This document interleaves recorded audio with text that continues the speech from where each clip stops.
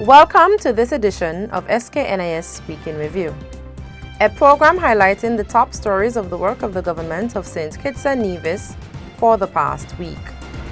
Here's a look at some of the highlights for the week of August 7th to 13th, 2020. Government targets October 2020 for reopening of borders. Bills passed to boost national security and foster greater coherence within the financial services sector. Government imposes $500 penalty for persons not wearing masks in public. And early childhood institutions reopened. I am your presenter, Sharima Matthew. The mandatory wearing of face masks in public places has now officially become a fixed penalty notice, a ticket, as a minimum fine of $500 will be given to persons in breach of public safety regulations. Superintendent Cromwell Henry of the Royal St. Christopher and Nevis Police Force explains further.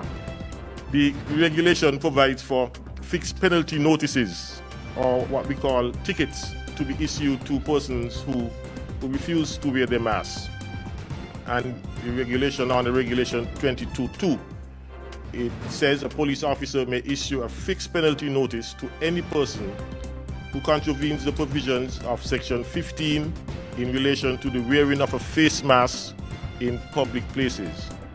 Anyone who refuses to pay the fine within 10 business days from the date of the notice will go before the court, where the magistrate has the power to increase the $500 fine to up to $5,000 and 6 months imprisonment. Persons who suffer from a disability, cognitive impairment, dementia, asthma, chronic obstructive lung disease, or other similar health conditions, as well as children under the age of 3 and persons within a private space, including a private vehicle, are exempted from wearing masks. After careful consideration for the health and safety of citizens and residents, as well as its commitment to restoring the Federation's economy to pre-COVID-19 levels, the government of St. Kitts and Nevis is hopeful that should things proceed as expected, it will be in a position to reopen the country's borders by October 2020. The decision was reached after extensive dialogue with relevant stakeholders, including the National Emergency Operations Center, health experts, and the business community represented by the Chamber of Industry and Commerce. Based on discussions with stakeholders in the tourism sector, it is expected that should things go as predicted, we shall be ready to open our borders by October 2020.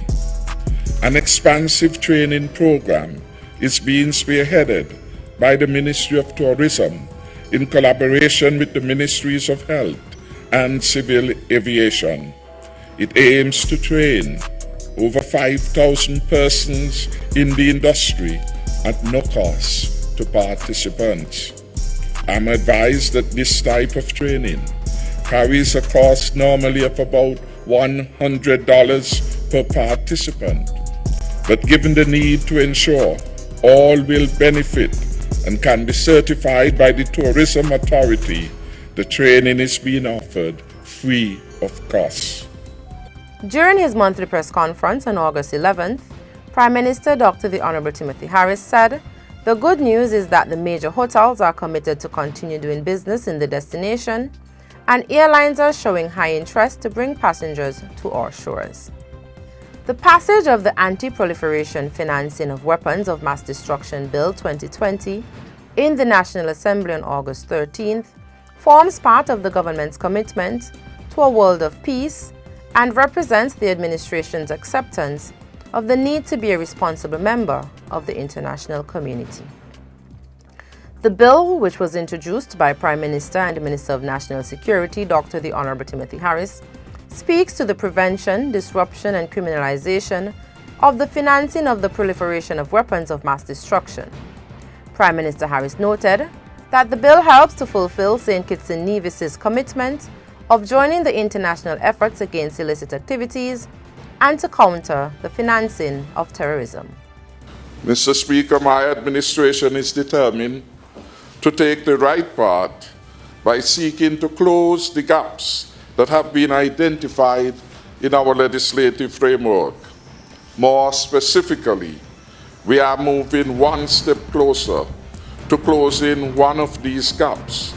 That is why this bill is brought today for consideration by the National Assembly.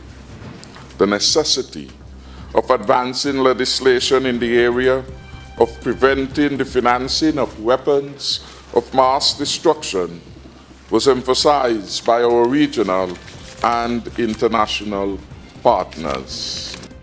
The Miscellaneous Amendments Financial Action Task Force Bill 2020 was also successfully passed in the Honorable House. The bill provides for the various amendments to facilitate the comprehensive implementation of measures to boost national security, strengthen investigative techniques, and to foster greater coherence within the financial services sector, on keeping with the requirements of the Financial Action Task Force and for related matters. As part of the Technical and Vocational Education and Training TVET Enhancement Project, the Gingerland Secondary School in Nevis will soon be outfitted with a new technical wing in order to facilitate the teaching and learning of TVET subjects. During the groundbreaking ceremony for the construction of the new technical wing of the school, Minister of Education, the Honorable John L. Powell, said that persons should no longer think of education in the traditional sense of being successful in CXC examinations. Education must also be seen as embracing and encompassing the technical, vocational, and training aspects of the growth and development of all of our citizens.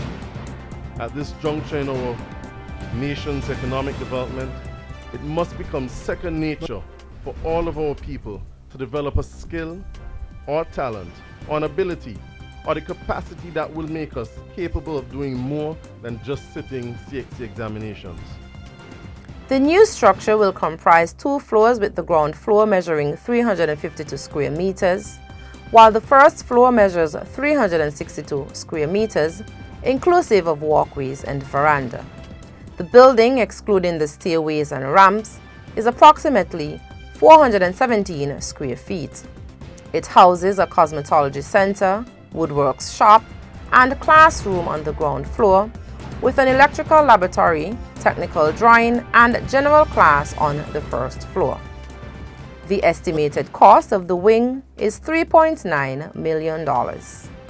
Children who attend public early childhood institutions such as daycare centers and preschools in the Federation were welcomed back to school on August 10th amidst strict COVID-19 guidelines.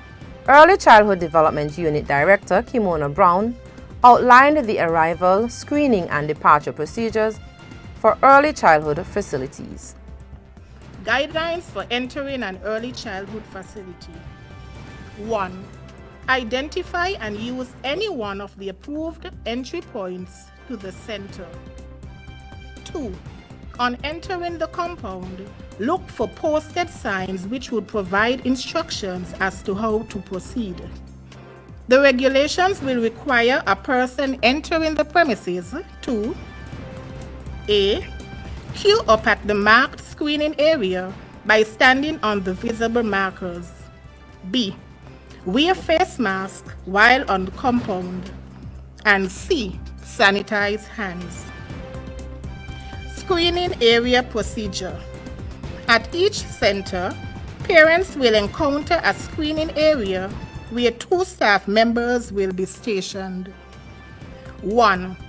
A staff member will perform temperature checks on all staff and children only, while the other staff member will be assigned to usher in the children. Please note, no temperature checks will be taken for parents. 2. A child or staff member who has a temperature that is equal to or greater than 100.4 degrees Fahrenheit or 38 degrees Celsius will not be allowed to enter the building. A second temperature reading will be taken half hour after the first reading to confirm whether there is a sustained elevated temperature. The ministry has informed that children must be brought to the centers and collected by a responsible adult. Buses dropping off children and on-duty traffic wardens taking children from buses will no longer be allowed. Only those children who were in the daycare prior to closure have returned to school. All new children to centers will attend on September 7th, 2020, when all schools reopen. As St. Kitts and Nevis prepares to reopen its borders, all incoming passengers must submit a negative RT-PCR test 72 hours before arriving into the Federation, according to Abdia Samuel, chair of the COVID-19 National Task Force. Effective Monday, 10th of August, all incoming passengers into St. Kitts and Nevis must provide a negative RT-PCR test 72 hours prior to arriving on St. Kitts and Nevis.